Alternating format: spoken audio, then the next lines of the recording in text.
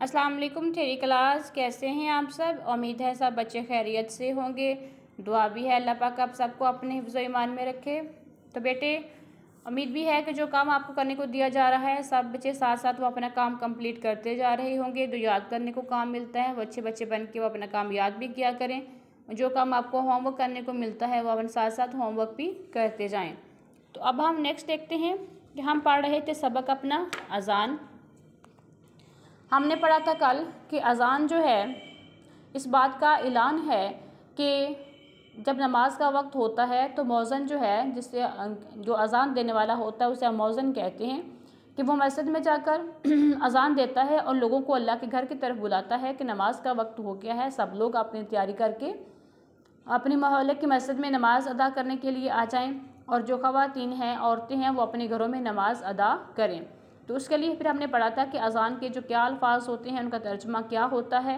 फिर हमने इसमें पढ़ा था कि फ़जर की नमाज में कुछ ज़्यादा अल्फाज जो हैं वो पढ़े जाते हैं, जैसे अस्सलातु खैरुम मिनन नौम, क्योंकि ये फ़जर की नमाज जो है वो सुबह के वक्त दी जाती है और सुबह के वक्त वैसे भी हमको बहुत नींद आई होती है, हमारा उठने को दिल नहीं करता।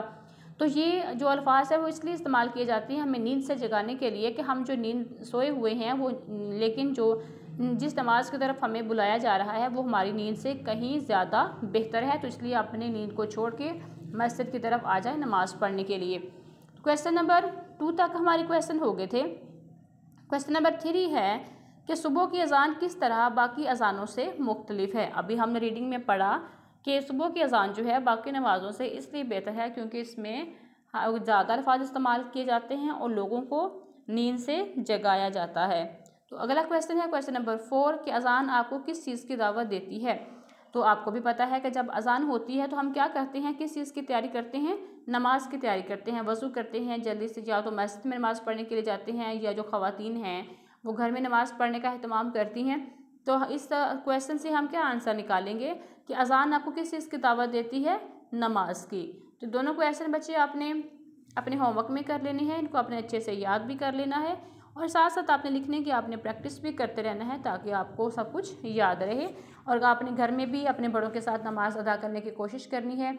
अगर आप बॉयज़ हैं तो आप अपने घर वालों के साथ मोहल्ले की मस्जिद में नमाज़ पढ़ने के लिए जाएं।